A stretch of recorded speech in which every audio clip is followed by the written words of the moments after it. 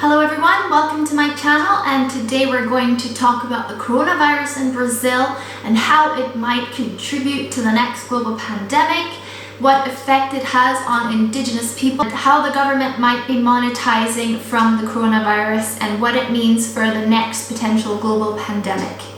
So about a week ago in the news, I read that a young boy from an indigenous tribe in Brazil passed away from the coronavirus. He was 15 years old and he was a member of the Yanomami tribe in Brazil.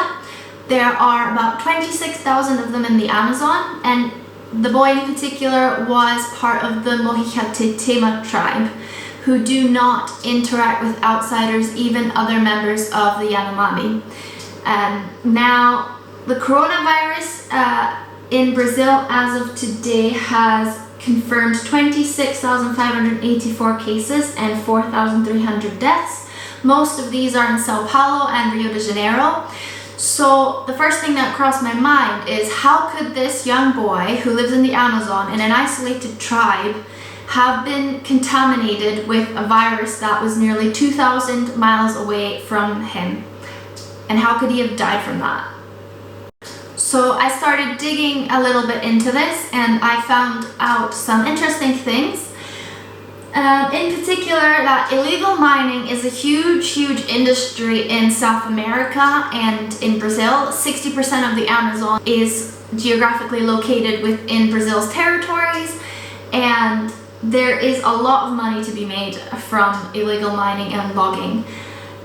Loggers illegally grab land and infiltrate indigenous land where there's a lot of resources that have yet not been attained, such as timber, copper, gold, manganese. And despite there being regulations in place to prevent this sort of thing, sadly indigenous territories do not prove to be an exception to this kind of illegal activity. Now, it is thought that 3 weeks prior to his death, the young boy may have been in contact with illegal loggers and miners prior to his death, and to prevent the rest of his tribe from being contaminated with the virus, his body could not be returned to his family for a traditional burial. There's about 40 to 60 million hectares of public land.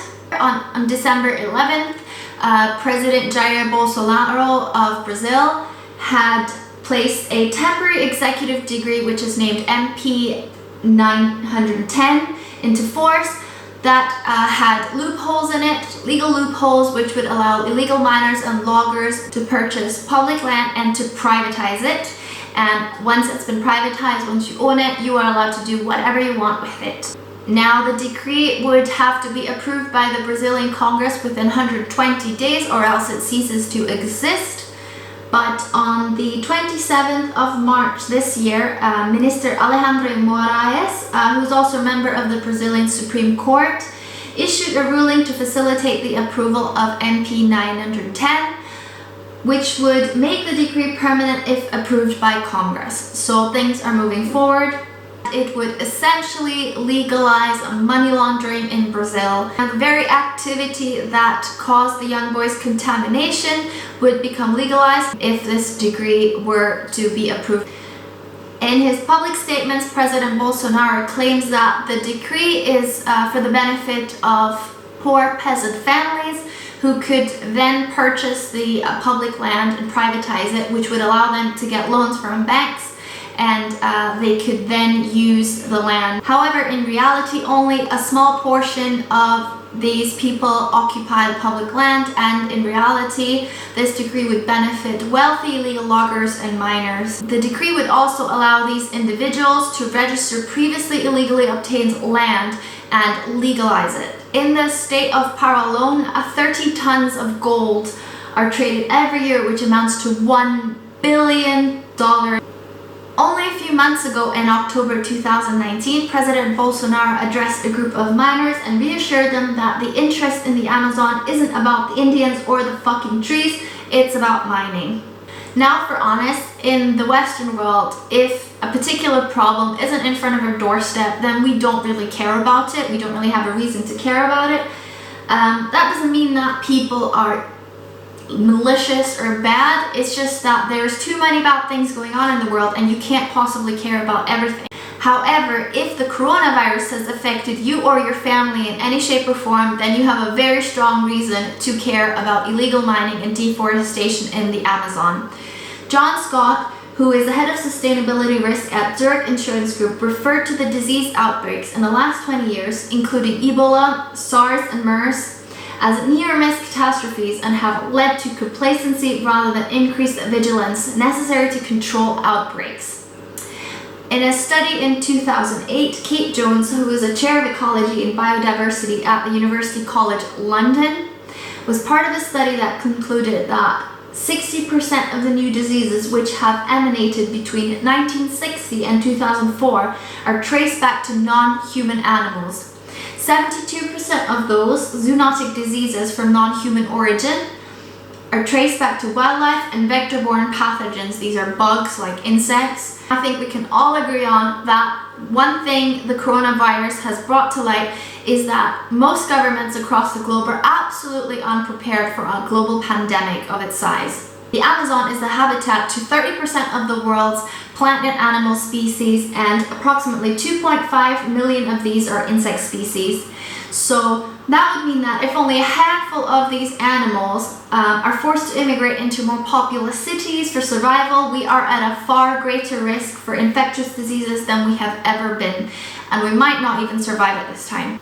Andy McDonald from the University of California and Aaron Morsadeh from Stanford University did another study in 2008, and they have found that a 10% increase in deforestation has contributed to 3.3% increase in malaria transmissions. That is 1,600 kilometers of cut trees, causing an additional 9,998 new cases of malaria in one single year, which have been transmitted from mosquitoes which had emigrated from the Amazon. A similar situation happened in 1988 during the wildfires in Indonesia, which contribute to the spread of the Nipah virus at the time. Infected fruit bats at the time that fled the wildfires began nibbling on fruits, and these fruits were also eaten by pigs, and eventually these pigs infected humans with the Nipah virus. As we now have commonly suspected, bats were also the same animals that contributed to the coronavirus pandemic. These bats are thought to have infected pangolins, who have then transmitted the disease to humans and subsequently caused a global coronavirus pandemic. Under President Bolsonaro, deforestation has increased by 74% between 2018 and 2019. Now, a lot of people might not be directly impacted and therefore might not care as much about the indigenous tribes and how they're affected in Brazil, but if deforestation continues at the current rate that it does, then not only do we have to deal with global warming, but we will also have to deal with future outbreaks of zoonotic diseases similar to the coronavirus and potentially worse. So that's a lot of problems just from one issue. These infectious vertebrates might, as a result of the deforestation, move to more populous cities, and we might not even live to see the day that global warming causes a damage on our planet, because we'll probably die off from some sort of disease before that. In April this year, Health Minister Mandetta had quite a concerned approach with regards to the coronavirus in its effect in Brazil and on indigenous tribes. He had announced his plans to build field hospitals for the protection of indigenous communities from the coronavirus. However, this did not fit well with Bolsonaro and his other plans with the decree and other things that he's dealing with. So Health Minister Mandetta was fired. His successor, who is Nelson Teich, is a little bit more reserved with his approach to coronavirus, probably because he fears that he might lose his job if he stands up to Bolsonaro. Although this is just my opinion. With all of the world's attention now shifted to the coronavirus, this has provided a great opportunity for illegal loggers and miners to further their activities. Compared with the first quarter of 2019, deforestation this year has increased by 51% already. That is crazy. Unfortunately, because indigenous tribes are at risk of being infected with diseases, they can't really do anything when someone comes and cuts down their home. They just have to sit there and watch.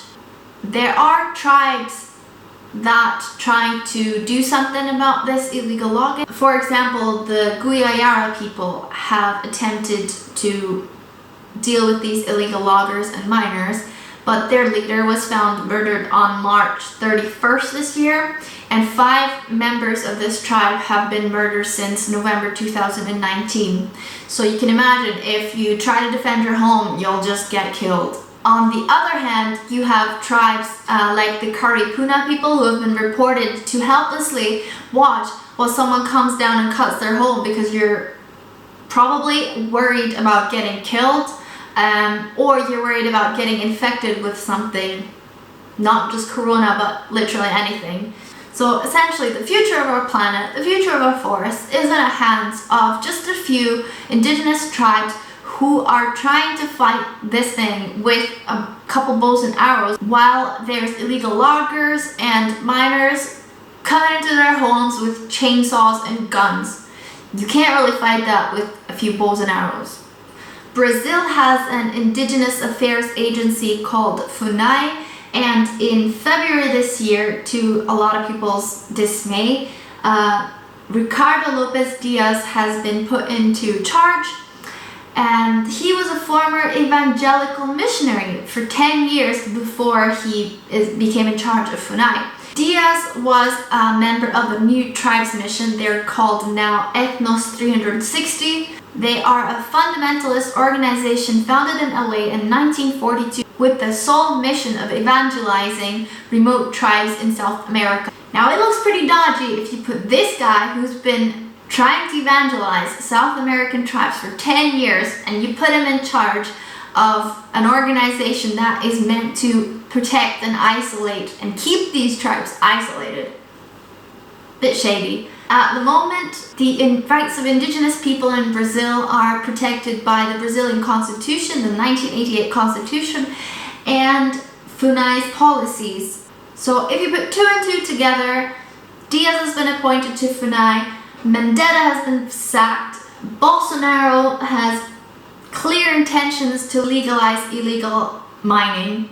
The fact that there's members of indigenous tribes who are getting infected with the coronavirus might not actually be an accident, or if it is an accident, it might actually be in the favor of the Brazilian government. Seems like a pretty good strategy. There is some light at the end of the tunnel. Federal Judge Fabiano Verli banned 3 missionaries and the New Tribes Mission from entering indigenous territories, particularly during the coronavirus pandemic. Now, this is a temporary thing, but at least it's something. The New Tribes Mission had recently purchased helicopters to go into indigenous territories. Previously, they had bush planes, and these bush planes were very inconvenient to land into territories like that. So they went and bought helicopters so they can convert more people. They had some recent public statements, but none of it addressed how they're going to deal with the coronavirus pandemic and how they're going to prevent these indigenous tribes from potentially being contaminated. The way things are going in Brazil at the moment, there's been a staggering model from the Imperial College London that came out, which estimates that if Brazil takes no action to control the coronavirus, it would expect 1.1 million deaths. If only the elder population were to isolate, Brazil would expect an approximate 500,000 deaths. If extreme lockdown measures were taken, this figure could drop to 44,000 deaths. The problem here is that the government has issued a recent emergency payment plan. It's been dubbed as the Corona Voucher. At the moment, 23 million Brazilians and 41,000 indigenous tribes are eligible for this Corona Voucher that would give you $115 for the next 3 months.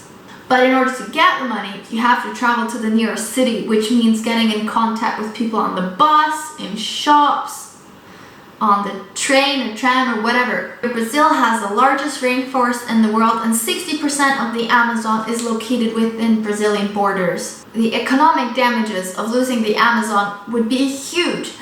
It wouldn't just affect Brazil, it would affect everyone, and it would come out of our pockets. The proceedings of the National Academy of Sciences have worked out that over a 30-year period, damages could cost the world between $957 billion and $3.59 trillion in damages. We would have to pay for that. Not only would we be dying from global warming, we'd be paying for it, and we'd be dealing with another coronavirus times 10. You have to realize that the Amazon provides water and food sources for major cities across the world. It slows down soil erosion, prevents flooding, prevents sea levels from rising, it prevents the next global pandemic. If we lose the Amazon, we have nowhere to run. We're either going to die from global warming or a global pandemic. Thank you for watching. I hope this has provided you with some food for thought. Let me know what you think in the comments below. Hit the like button and the subscribe button, and maybe we can talk about what we can do on an individual level in the comments below. Leave me your suggestions or thoughts, and I will try and get back to you.